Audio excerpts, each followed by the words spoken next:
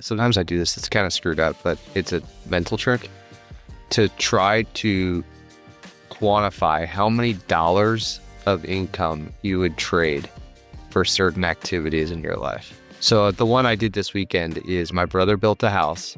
He got into it about a year ago. We've got good family friends that are just about to break ground on buying a house. So I have two really good visibility into two very painful processes. I'm not sure if we're going to move or what we're going to do, but we're thinking about it a little bit. Yeah. And so the trade-off that I was trying to quantify is how much per foot would I pay in a house that I bought to not have to build it, to not have to go through the pain. So like if your build per square foot cost is X, what number X plus whatever would I pay to not have to go through that process? I mean, that's literally what everyone does in ATA, right? We're buying a business rather than building it too. Yeah, totally. All right, welcome back to The Intentional Owner. Sam is in his usual office space. I am in my empty apartment. We're in the process of moving. So I've got my couch, which I'm giving to one of the guys on my team. And I've got my laptop set up on my media console because the table's gone. And we're on my cell phone hotspot. So hopefully this will work. Yeah. Running a small business is stressful until you move. And then you're like, nah, I can handle that. Moving is the worst thing on earth. Even with movers, I don't know, it's just not. And I have a bit of an overlapping lease, right? Because I'm now at this place recording this, even though we have the new place. But the Wi-Fi isn't set up in the new place, and I think I have a better hotspot connection here.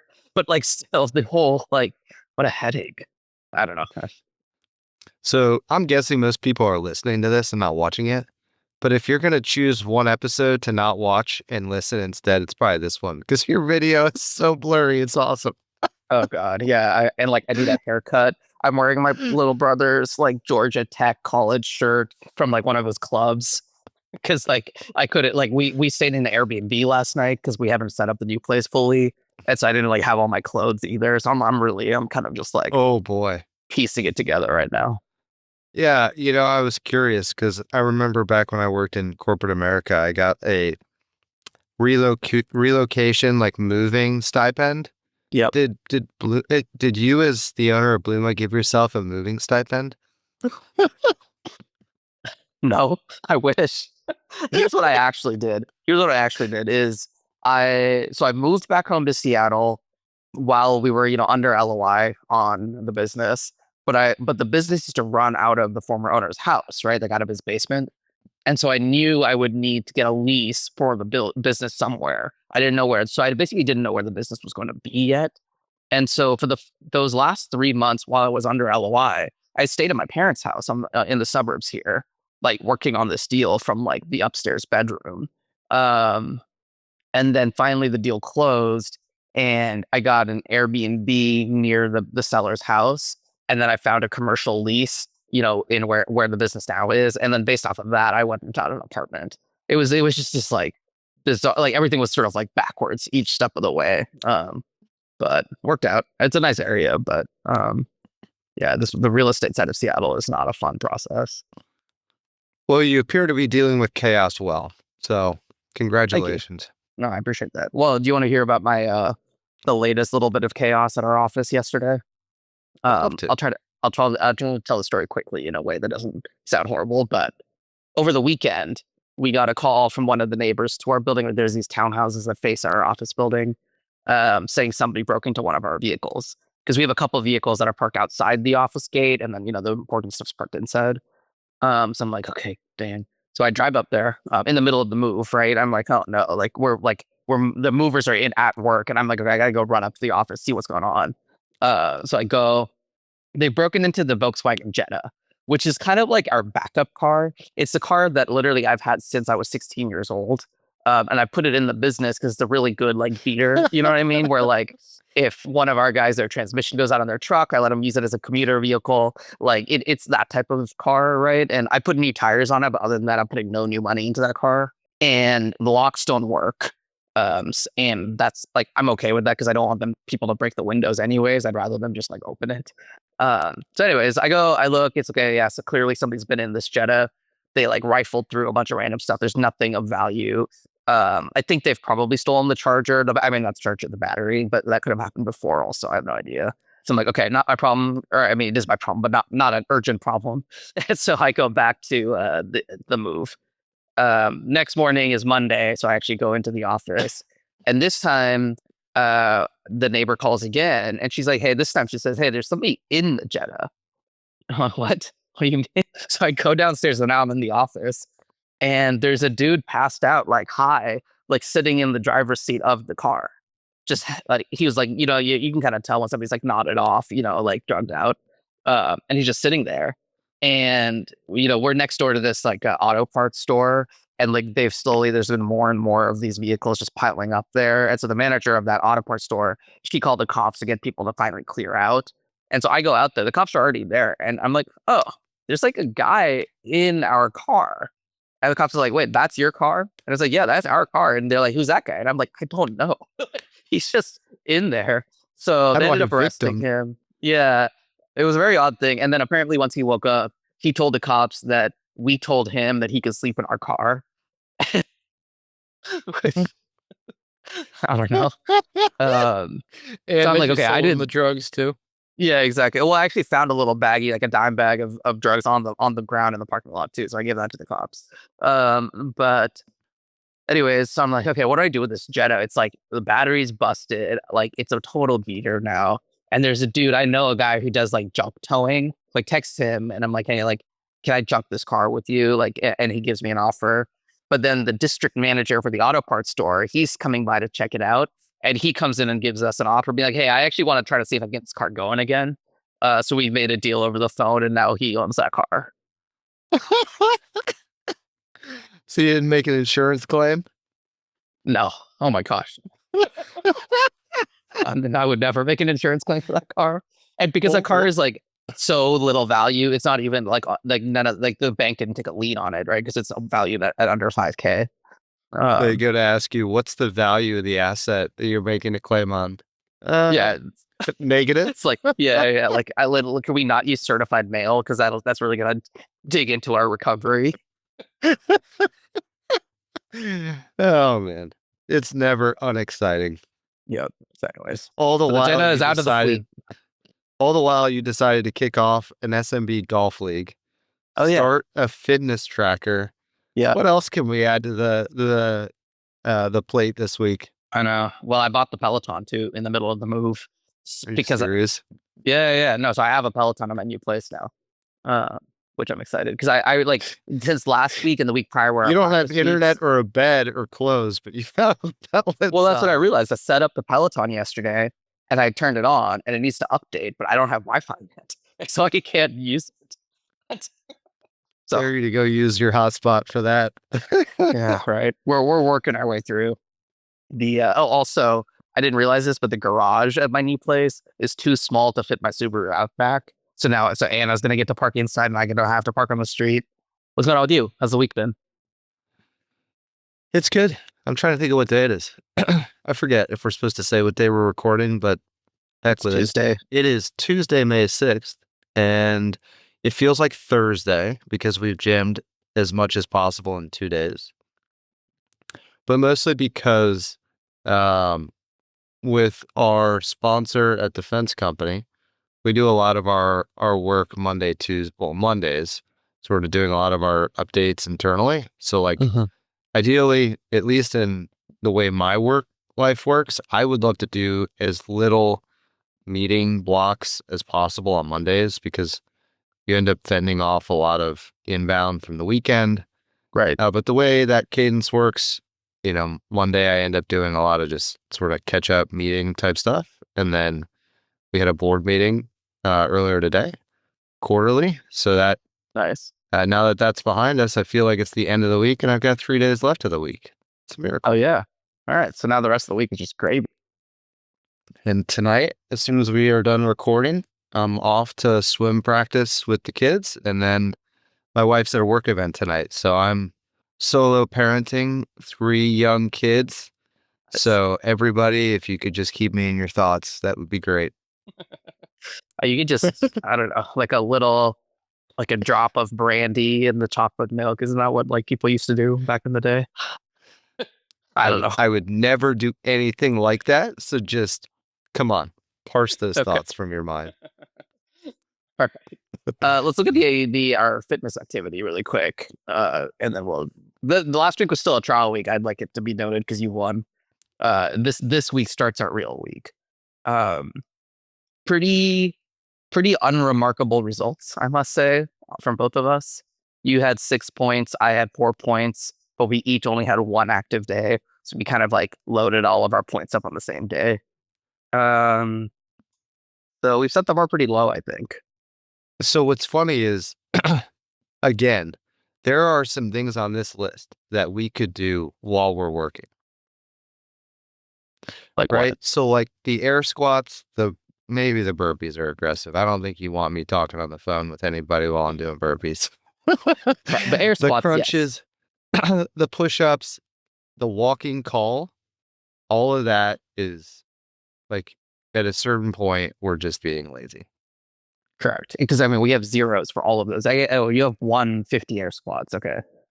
And to be clear, that was again a Sunday afternoon, oh crap moment when I said I can't lose to you because of the threat you made about what was going to be on the line. Oh yeah, that's And right. so maybe you can refresh everybody's memories there. Well, also just so you know, my 30-minute cardio, what that was my cousin's wedding is coming up in a few weeks.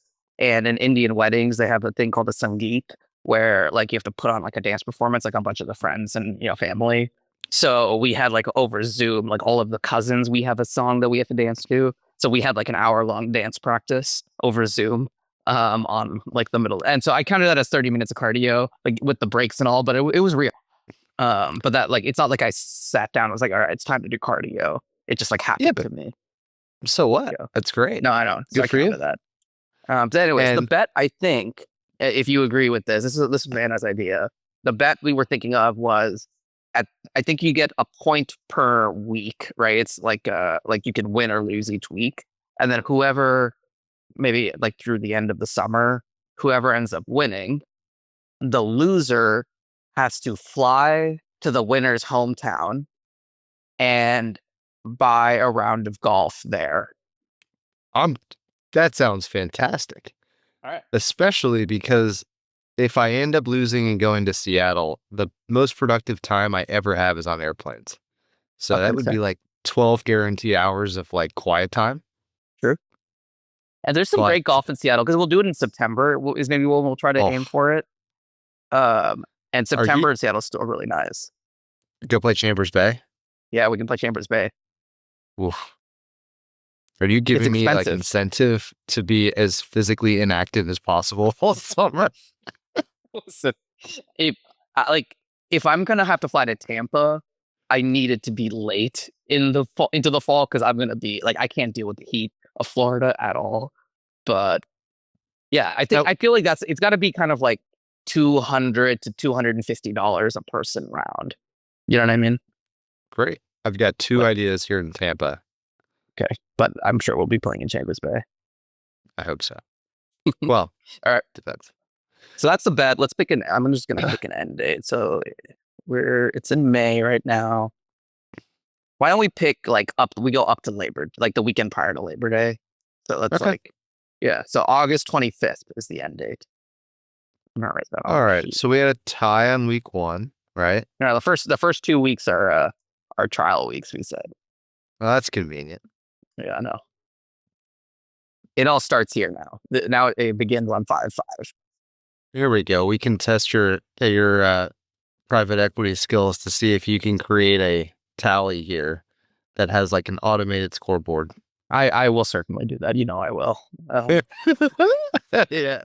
Not on the fly. Did you see the Google spreadsheet I made for the golf league? Yes. Yes.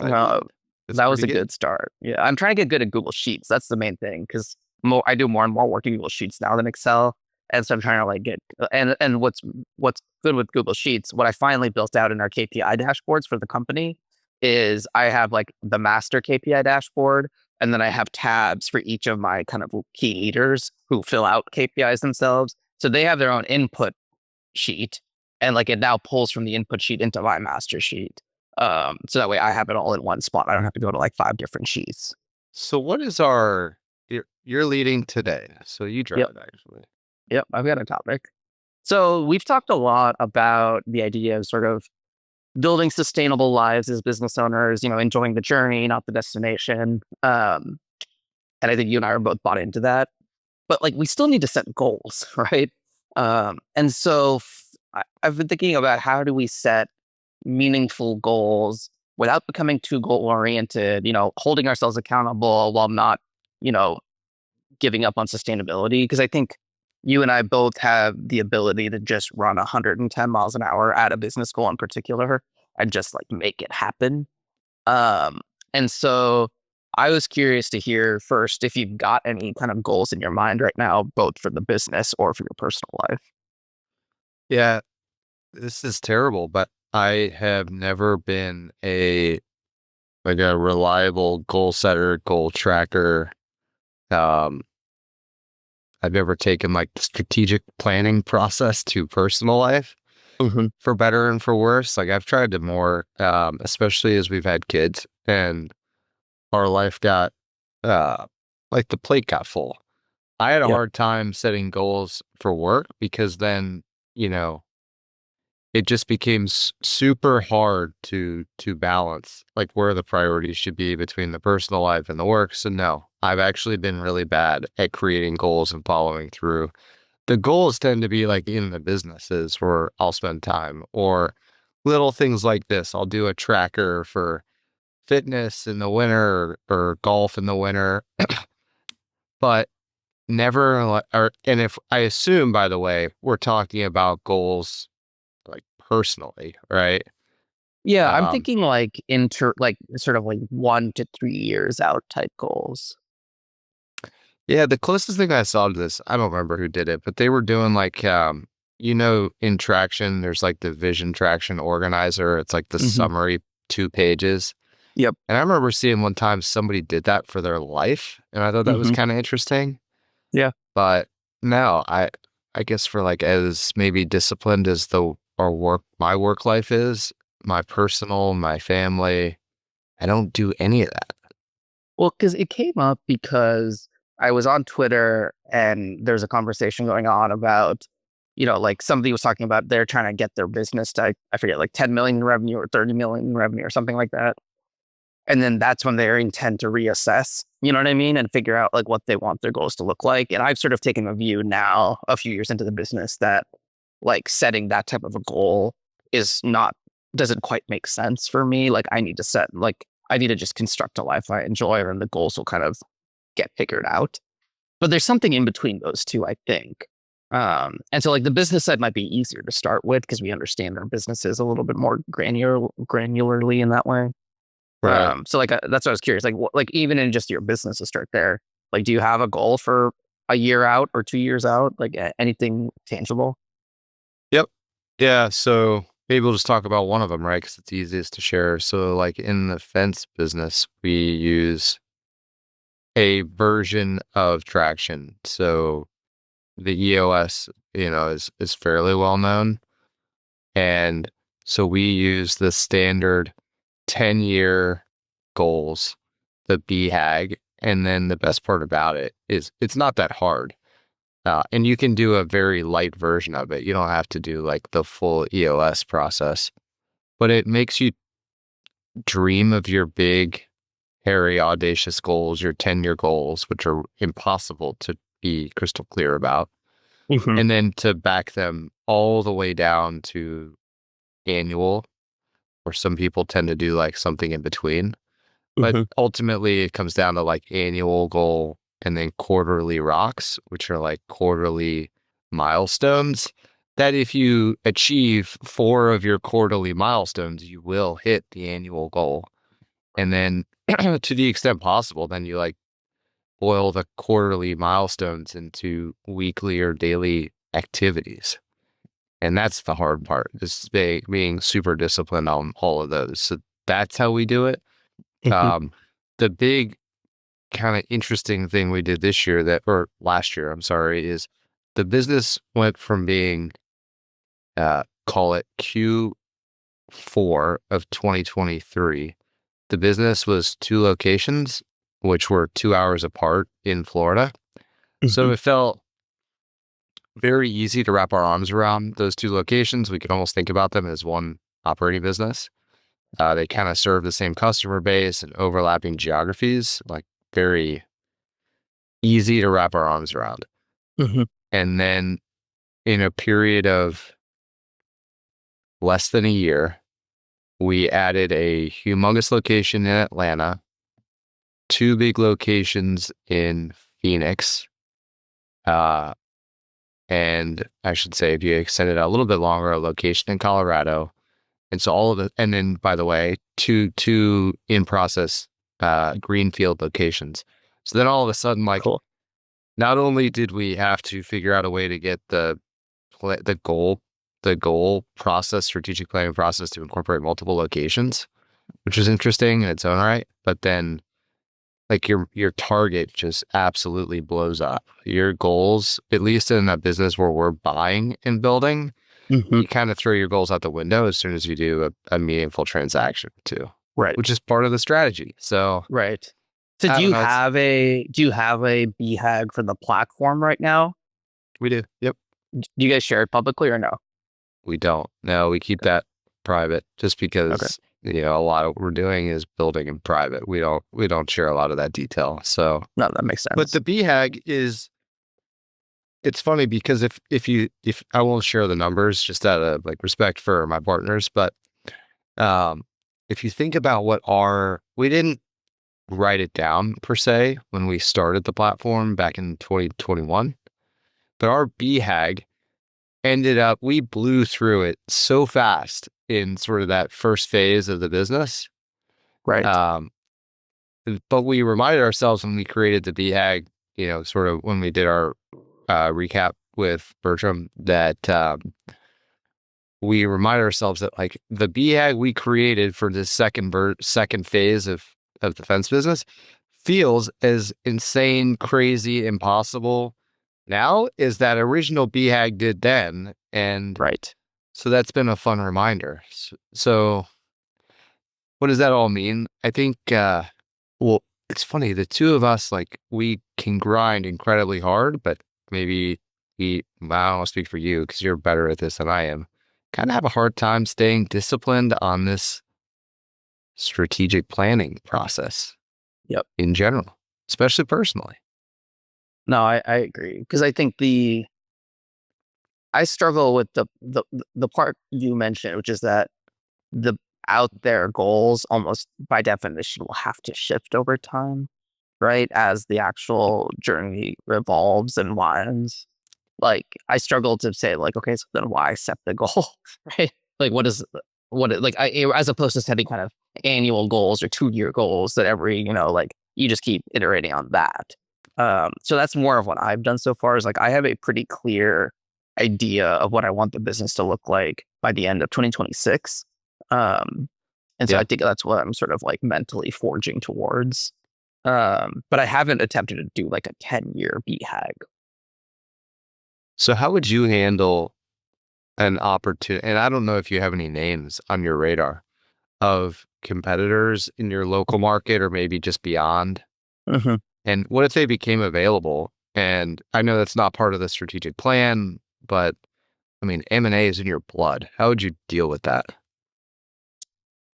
I mean, we've now set a mission, right? And a vision. And so to me, it'd be more of like, okay, like if this target can meaningfully help us achieve this mission more effectively or more quickly, or get to our vision more quickly, primarily, like I would 100% entertain it, right? Even if there were a big shift in what our business looks like. Because I don't think the magic is not in like my 2-year goal for the business. Like that's not the magic thing either, right? Like that's just how I think we kind of make our way along to the vision and the mission.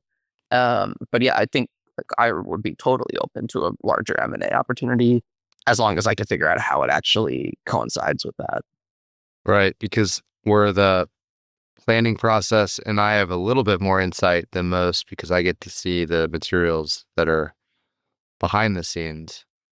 but it's easier to strategic plan goal set in the incremental, using the incremental approach, which is the easier one to use. Like, it's hard to plan around, fundamental shifts or, the big break the business type opportunities. So are you going to pursue those in any way, or are you going to let those come to you the old fashioned way? A little bit of both. I think I will pursue if they're in the area. But as an example, like there was a smaller acquisition that came up that's a little bit outside our service area, like just a bit too far, about an hour and a half drive, with traffic and all that. Yeah. And it's smaller than VR. And that was one where I was like, okay, like I'm trying to build Blooma in Seattle to be a scaled business that to me means, like we have at least 5 crews, we have a mechanic, we have a good location, like all of these things that make it a effective tree care business and can actually fulfill our mission. And this business that is for sale, outside of our city, like I think that would be a great acquisition on a standalone basis, right? I think like, I trust that seller. I've become friends with him. But I think what would actually happen if I did it now is I'd have 2 locations an hour and a half apart that are both subscale. And I think that would actually slow me down from getting Blooma, at our primary location to scale. And so like that type of growth, I decided to not do, right? Like I've decided not to look at that deal. But I think that same business, if it were like 30 minutes away, I think it would feel totally different. Got it. Because what's the distance from your location where you service customers well? AKA, what's too far to serve? Yeah, like I think we sort of max out at like 45 minutes drive, which in Seattle with traffic is not that far. Right. So like, I mean, the furthest reaches are like, I don't know, like 30 miles away. Like that's our radius. It's probably 30 miles. That stinks. I mean, it stinks in that it's hard to get M&A to work, to have the overlapping concentric circles, which is, I think, what you're getting at, right? Correct. But if you're in a big city, like you can really do well because of the density of the population. Correct. And eventually it'll work, right? Like eventually we'll have a second location if we want to, and then we'll have to get that one from being subscaled back to scale. But I think the idea of having 2 subscale locations sounds terrible. Yeah, I hear you. Okay, so how do you want to talk a little bit about like your goal setting in Blooma? I know you write about it, so I don't know if that's like well enough known how you deal with it. No, I'm more open about it now, especially because I've sort of talked about it more openly with my team and kind of pushing them in that direction too. But basically, for over the next 2 years, by the end of 2026, the goal is for us to have at least 5 crews that are all operating out of one location. Because of that size of tree care business, you have kind of the right amount of staff to have, enough redundancies internally that if somebody leaves, you're not scrambling. You have enough P&L room for a true mechanic and a couple other key overhead positions. And you can just run a good business at that size. And 5 crews versus how many today? 3. Right. And so, we started with 1.5 and now we're at 3. So we're making our way, but it's still a long way to go. It is. And unless you want to take like a big step function in your business, in terms of layering in costs, it means like you've really got to have the backlog and the pipeline pretty stout to a point where like customers are telling you, no, that's too long. I'm not hiring you. Correct. And I think it impacts us also in terms of how I think about our decisions. Like we've talked about before, my real estate lease, right, for the business. And we've got a new location opportunity here. And like we can fit, it'll be tight for 5 crews, but it's better than our existing location. But the best version of this would be like keep our existing location and add the other one that's like a mile away. And it's just one of those where it's like, okay, do you really eat the extra $60K a year in lease? And like, will that really matter in the long term or not? So I don't know, like all of those growth costs come before the growth, right? And so that's where I think having these goals for the business help help articulate, or it gives you a little bit of a rubric around decision making. Got it. So what about in your personal life? Because I hear you tell stories even on like these conversations with me, how you and Anna, your spouse, are like pretty structured, more than call it I'm used to hearing most people be about some of your decision making. So how do you goal set at home? Yeah. I mean, that's mostly credit to Anna because she's like good at thinking about things that way. And like we're still in dating. Like we moved together for a little over 2 years. Where now we've moved in together, so we're sort of making our way. Yeah. But she's pushed me in this direction. I was like at first kind of kicking and screaming, but now like quite like I actually do like the structure of it. But I think having just like an idea of intentionality has gone a long way. And so, like, when I think of personal life, like, one of the things I've focused a lot on over the past few months is sort of community building locally in Seattle, right? So, whether it's like, I run this like small business happy hour in Seattle uh, and try to like connect local searchers to each other and all of that. That, like, I've sort of, I guess, like, I've operationalized it, I guess, in a sense where like on my to-do list, right? Like I use the to-do list app for everything. Like I have recurring reminders to myself, like, hey, like at the start of the month, send out next month's like happy hour calendar event. Like at this every Monday, it reminds me to like, hey, like reach out to a friend to set up a one-on-one time. It's all things like I want to do. It's not like I'm like forcing myself to do this, but it just sort of reminds me in a way that like it's structured and therefore it happens. And this is also you're at the phase of life between where you're at and where I'm at is where a lot of the friends you had along the way it's harder to stay in touch with them, right? Because if you think about it, like you have spouse life, family life, and work life. And so where are you going to get that other time on? And it kind of goes back to like trying, like I have a few standing, I don't know, it used to be monthly, and then we all started getting crazy busy, but like just having guys dinners every other month, give or take. We do a lot of just hosting happy hours, hosting just to be able to spend time with people who are, and also too, you become a business owner, your friends, your personal friends and your work friends, those things start to Meld. go together. Totally. Yeah. And that's, I mean, that's the part where like, I want to feel like we're building our community ahead of having children and everyone having children, right? Because that is where all of our friends are like about to head into that phase of life. Like the first friend has a 6-month-old, and like, but no one else does yet. And so that's where it just seems clear that it's going to require like actual effort. It doesn't just like happen. Yeah. And so that's fine. But I actually just, I had this approach to work and life. I had been saying for a long time, sorry, I'm stumbling because I'm trying to like describe the situation. I was on a board for a local charitable organization that hosts our annual PGA Tour golf event here in town. Mm-hmm. And it was perfect because it was a way for me to combine my, the passion for golf. So it's just a low effort way to stay close to golf. And the event, I grew up nearby the course, so kind of hometown golf event with friends. And it also does some good for work, right? It's a good networking event. And we, we buy some hospitality and send work customers there. And at the end of the day, like simple things like that, when your plate is overfilling, like I had to ultimately let that go because I was just, you feel the guilt of not participating as much as you should. And totally. So it's a shame. So keeping all these like objectives or goals in your mind, I almost think like occasionally, especially, did you hear about like the Berkshire annual meeting this year? And it's always like a reminder. You're saying that like Warren Buffett announcing to retire, that part? Yeah, exactly. Yeah. But every year, like when I see that, it almost reminds me that you should almost have like an annual meeting for yourself a little bit and kind of realign on what is important because it's so easy for a year to go by and it's like, God, I played golf 6 times.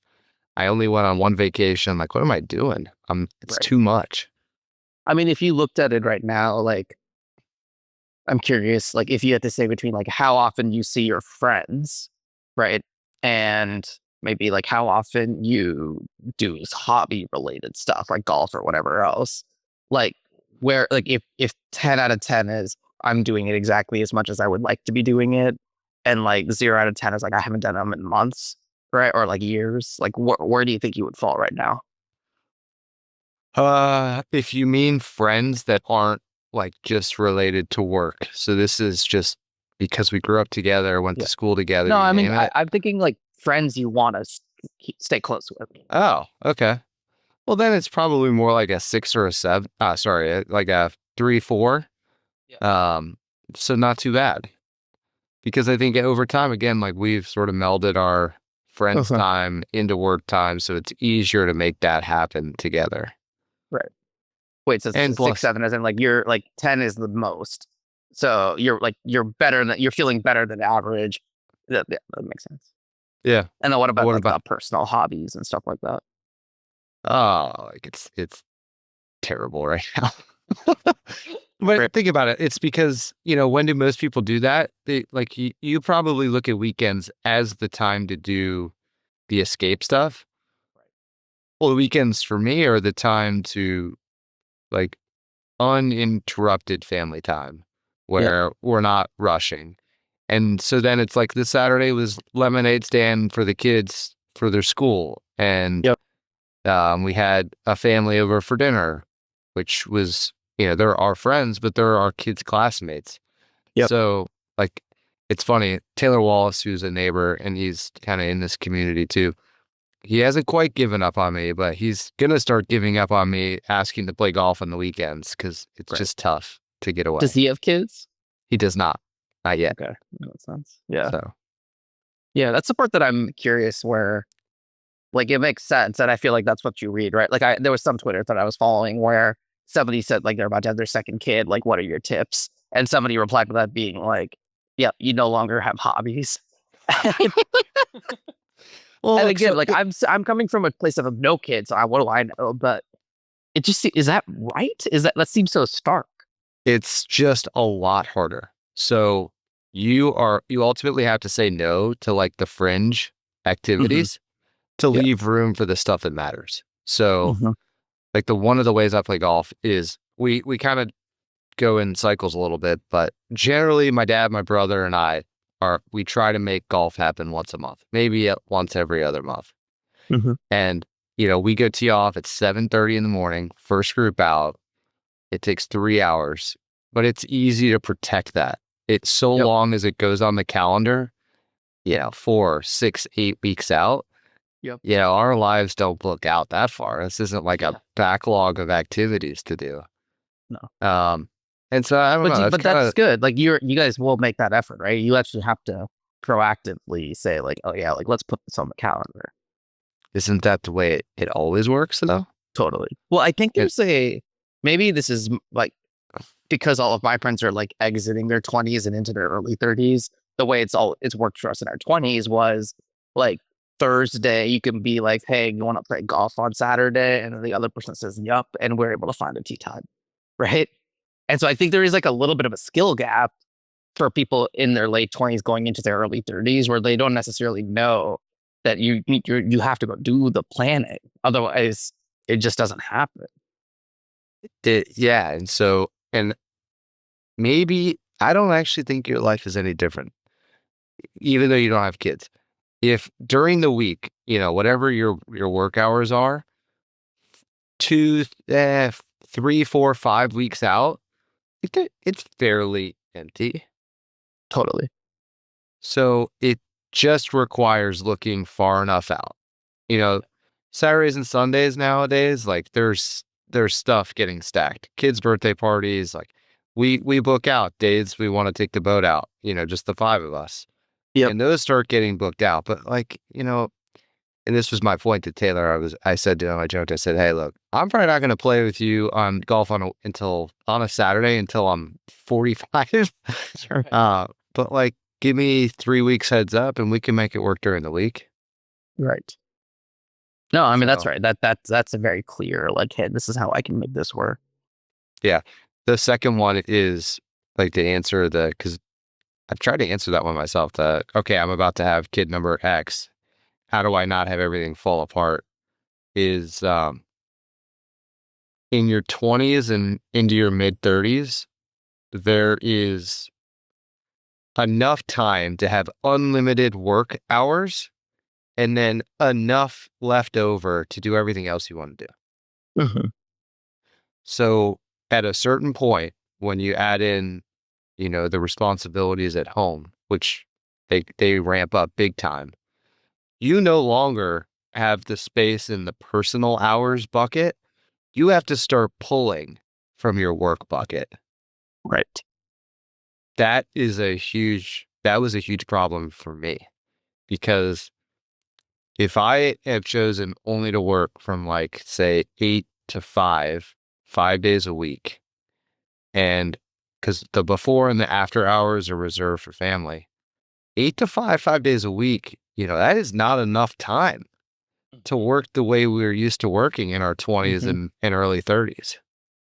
And it goes back to the original question of setting business goals too, right? Where like if you've got a quarterly rock, right?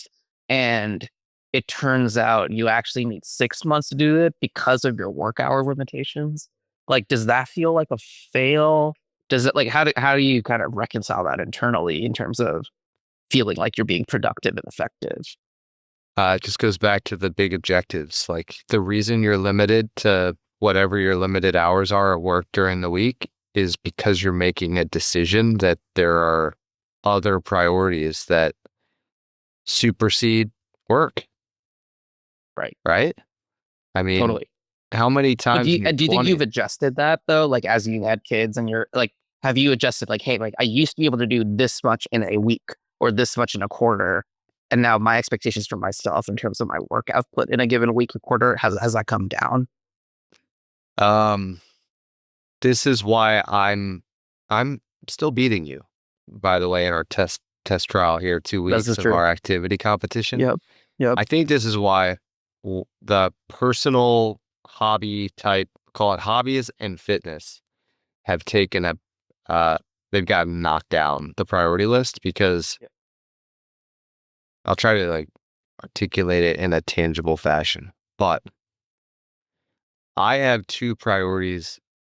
And I might catch a little flack for this, but like, work and family to me are, you know, obviously family. Everybody says family is number one, and it is.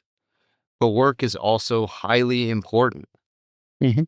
And so I have put those two things up there such that they are always going to win compared to any other priority, Right. generally speaking.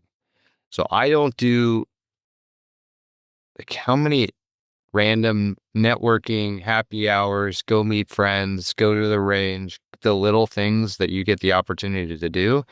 You have the space to do that Right. because your family bucket doesn't sort of overwhelm everything. I don't. Correct. So I Yep. put the family and the work things kind of 1A, 1B, and there's just not any room for anything else. And Right. So so you I've don't got feel to, like you've had to compromise on the work because you've compromised so much on the kind of random personal hobby, all of fitness, all of that. correct. And so Yeah. I don't feel like either one of those is getting abused because of the other one. It's everything else that's had to drop off. Right. And so then if we're building fitness in now or golf or whatever, right? Like what's going to give? Yeah, it's a good question. So, I mean, part of it too is my wife and I were talking about like the quality of our time at home and the time at work Yep. versus the quantity. And Mm. what we were finding is, and this, I'll go two ways with this. When we were at home, we were catching ourselves kind of trying to straddle the fence. Mhm.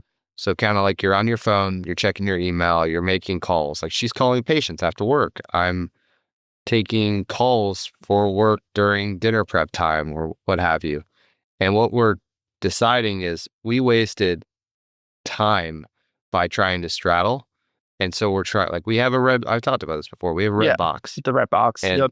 the phone goes in it. And it means, like, for the hour in the morning and the 2 to 3 hours at night, when we're home, there's a boundary there to try not to straddle so much. And even if that means like sometimes I'll go take an hour and walk and make work calls at night, I'd rather have the boundary than try to juggle the calls while, doing the dinner or the night routine.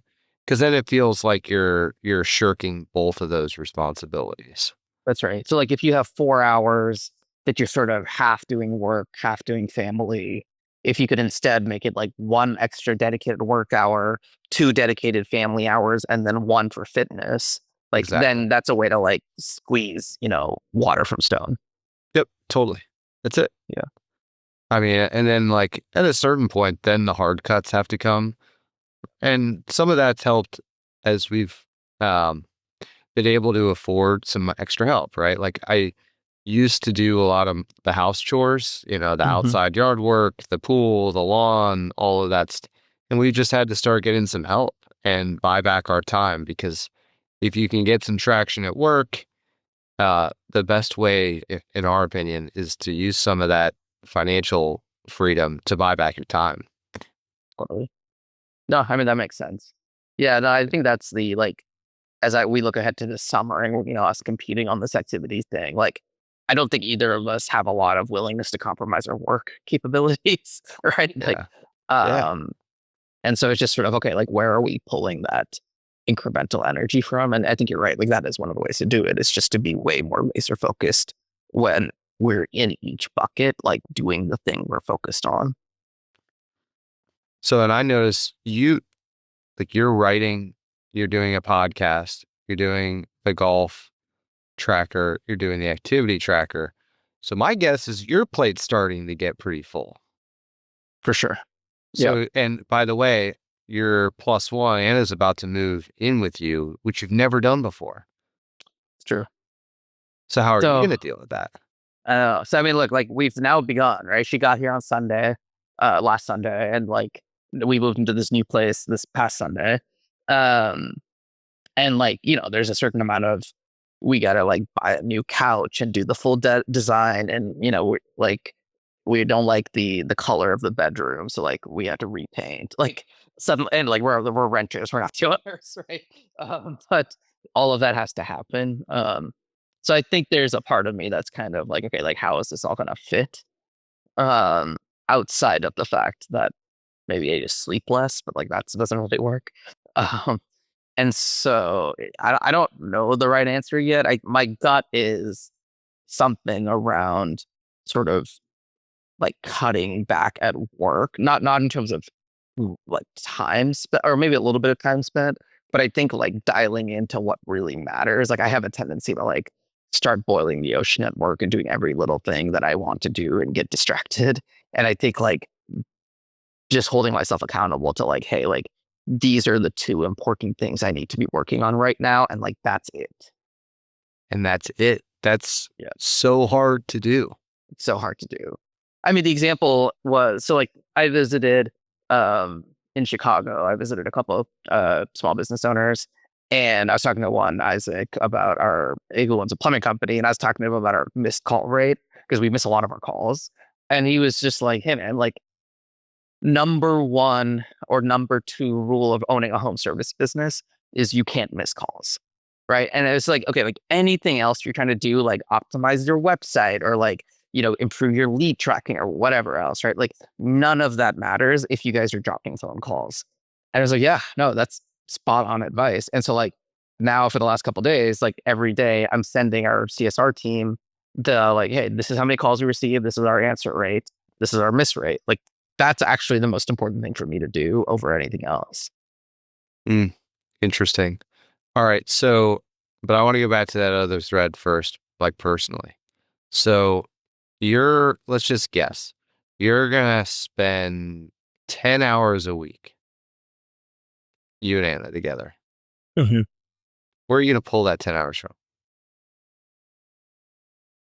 I mean, or what's going to drop that you were doing in those other 10 hours? I think it's got to be like a lot of just like dead TV time, like lays about the house. Like I have a lot of that time, frankly. All right. So So the easy thing is not to say what the priorities are. The hard thing is not to identify the priorities. So you've got maybe the two things in your business, you've got the things in your life that you want to prioritize. The hardest part is the stuff that you would like to say yes to that you've got to kill. Yeah. What is it? Yeah. No, I think the personal and work. What are the things that it's going to hurt you to say this one can't be on the list? I think I feel like once or twice a week after work, I do like 3 hours of binge watching TV and turning my brain off. I think I'd need those hours back, right? Yes. And so maybe that's like 1 hour and like find a different way to kind of like, and maybe it's like 1 hour at the driving range. And so like that's actually a better way to turn my brain off than 3 hours of watching, like TV. So I think I think that's a part of it, especially now that the weather is good in Seattle in the next few months. And then the other one is a little bit around some of the like search calls and, I got to get a little bit tighter, I think, on like how I use my time when it comes to ETA.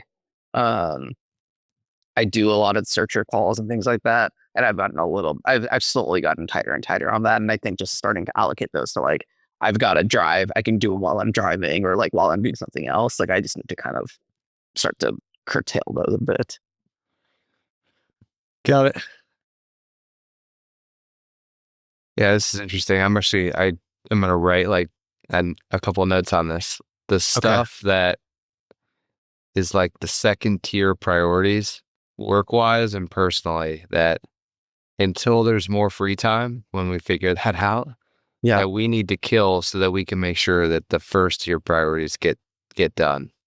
Yeah. It's tough with work because I feel like I'm barely doing all the stuff that is first tier priority, but that's just not true, right? Like I am doing a lot of things that are sort of second tier priority. It's just hard. Like everything feels important to me.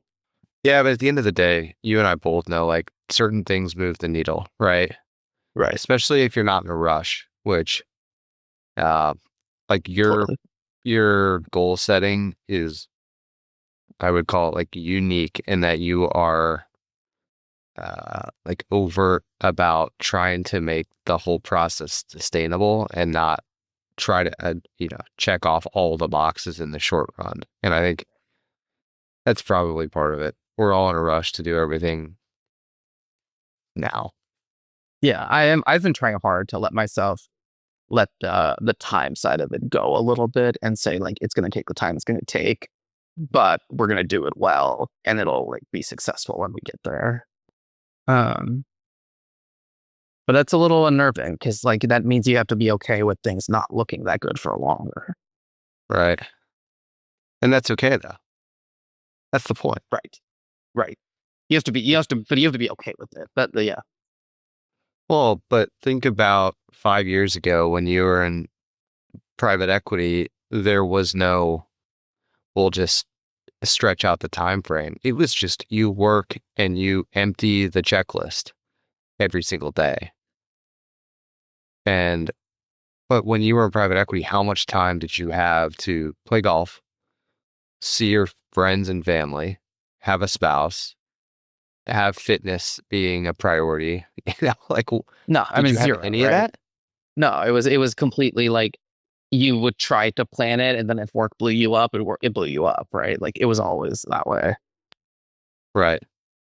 So I almost would put like sometimes I do this, it's kind of screwed up, but it's a mental trick to try to quantify how many dollars of income you would trade for certain activities in your life. So the one I did this weekend is my brother built a house. He got into it about a year ago. We've got good family friends that are just about to break ground on buying a house. So I have two like really good visibility into two very painful processes. And so I'm not sure if we're going to move or what we're going to do, but we're thinking about it a little bit. Yeah. And so the trade-off that I was trying to quantify is how much per foot would I pay in a house that I bought to not have to build it? to not have to go through the pain. So like Yes. if your build per square foot cost is X, what number X plus whatever would I pay to not have to go through that process? I mean, that's literally what everyone does in ATA, right? We're buying a business rather than building it too. Yeah, totally. But yeah, like I think that's, yeah, like there's a trade-off that we're making like constantly, even if you don't realize it, right? Like that's sort of the key point. Like if you build, you're actually spending your time in a specific way. Let's do it a different way. How much would you pay? Not, I'm not asking pay to play the golf, but how much would you pay to some third party nebulous like time manager to play one round of golf a week? I feel like I would happily to like, basically like if I could create 4 hours in my week that I get to then use on golf out of the blue. Exactly. Right? Like I'd probably pay like at least a couple $100, right? Yeah, exactly. Easily. That's the point. At least. Yeah. And so then that's all fine because your opportunity cost, maybe as of the day before Anna moved over up to Seattle, you had it, right? The trade was the hours watching TV to clear your mind. Right. So 0 opportunity cost. Now that she's here, you've got some other things on your plate. There's an actual cost there. Yes. And that's what the hardest part about when you have kids is when your time with your kids becomes the opportunity cost. That's pretty expensive to most people. Totally. Yeah, I guess the confusing thing for me is that because I came from an industry where you worked so much, right? Like we obviously talk about like running a small business is difficult, and it is. It's really mentally taxing. I work far fewer hours than I ever have before, right? Like that's novel to me, right? Like in terms of like sitting at the desk or driving around to job sites or whatever, like it's probably like 50-ish hours a week. It's not like I'm working 70 hours a week or 100 hours a week. So like I have this like newfound 10 to 40 hours a week that I never had before. And so that, but I'm also obviously very tired from my work in a different way because that's the mentally taxing part. But yeah, it's been this weird in between of like having the time. Like I actually don't feel the time scarcity. I have like the energy scarcity. Um, and I think now with Anna moving here, obviously like the time scarcity will start to hit more. But I haven't resolved the energy scarcity that much. And so that's where I don't know what gives. Because we're trying to do this activity thing, I've been trying to poke into the active recovery versus the passive one. Because you and I are the same way. Like we are going so hard mentally at work that what we need is that decompression mentally. And what we need to do is find a way to do that and get the physical fitness in the same activity. I mean, I'm hoping that's what the Peloton will be for me. Because when I had a Peloton in New York, I actually really enjoyed it. I felt like it was a really good 30-minute like burst. It is. And it's easy. Yeah. So when I told you, when I texted you saying I'm getting a Peloton, I was so convinced. I was like, ha, now I've got it on Sam. I'm gonna win this thing. And then you reply saying you already have a Peloton. It's unbelievable. There's a difference between having one and using one, but I think I've done 78 or something bike rides. So I don't know. All right. Well, okay. Well, I told Anna, I texted you this, but I told Anna, and she's just like, you and Sam are the same. Like, you're both so good at certain things, and you're so bad at other things. Like, she was stunned that you have, like, I've shown her the activity tracker, and she's just like, what are you guys doing? Like, he has a Peloton, and he hasn't done more than one. Like, she just, like, doesn't get what's wrong with us. We're going to turn this into, like, deep therapy here pretty soon, because then we're going to ask, like, why are we so willing to prioritize the work? And why is it that everything else is so secondary to that first priority? Right. I don't know. I mean, the funny thing is, like, when you say, like, hey, you work really well in planes, right? Like, you are willing to work in a cramped little airline seat with sort of, like, not that good Wi-Fi. You know what I mean? You, like, make it work, even if, like, the laptop screen is sort of partially closed because the guy in front of you is reclined. But, like, you've got a Peloton at home and you don't ride it that often. It's crazy. And I'm the exact same way. I should have This would have been I'll take it next time I do this. I have a second monitor in my backpack. I can get the second monitor to stand on the reclining table, you know? Oh my gosh. Like on a flight? So, on a flight, which... Wait, you'll set up the second monitor on you actually have done that? I have done it multiple times. And now I don't do it often in coach because that feels offensive to the person in the middle. But I regularly have 2 screens on an airplane. It is glorious. That's batshit. I've never seen that before. That's wild. I'm concerned. Maybe my most productive time is on an airline, a flight where, you can actually get in the zone, where the stewardess is refilling the coffee and the Wi-Fi works great. I crush work. Like Cal Newport's book, Deep Work, that is how I work on airplanes. And it is... You know what could be interesting once we have real autonomous vehicles, like, like everyone owns their own. Like you could just ride around Florida like all day, just working in your car. I know. I know a couple guys who have that. Problem, like is your commute bad? Your commute's no, it's like 15 minutes. Yeah, my commute's just long enough where like that I just need to take the break. There's no need to. But I know people that do that. They have cars. They hired like a driver in one of those wow cars. Anyway, time's valuable. All right. Well, I think that's good for today. I think so. This one pivoted from goals to therapy, but as always. Awesome. All right, man. Well, I will talk to you in a week, and this week counts. We're in the game. That's convenient considering I tied and won. So that's fine. No, that's preseason. It doesn't count. I'll just make the pain you're going to incur by losing a little bit worse by choosing a better golf course that costs more money. I think Chamber Bay. I don't know if there's something better out here. I could be wrong. You could go find something. No. Because if I lose, we go to Chambers Bay and I pay. Oh, right? That's right. If I lose, we come to Tampa. That's right. Oh, right. No, that's right. So do you guys have a TPC course out there? We do, but that's not where you want to go. We're either going to go to a resort called Streamsong. It's like a buddy's golf destination. Yeah. Similar, but much newer, the buddy's destination course called Cabot, Citrus Farms. Or we'll go to a couple clubs in town that are pretty sweet. Maybe we'll try to make it like an open invite where like other SMB folks can join and play their own rounds, but we just have our own bet happening. Well, that's where we should do this. We should, to anybody crazy enough to be listening an hour in, we will task you, if you are located in either Greater Seattle or Greater Tampa Bay, we send us a DM. Do this. Send Kaustubh a DM if you're in Seattle. Send me the DM if you're in Tampa Bay, and we will add you to the group that will play in either destination. Perfect. Even better if you're a member at a club that's very expensive. And then let's remind ourselves this is SMB, so exactly. It's not the same.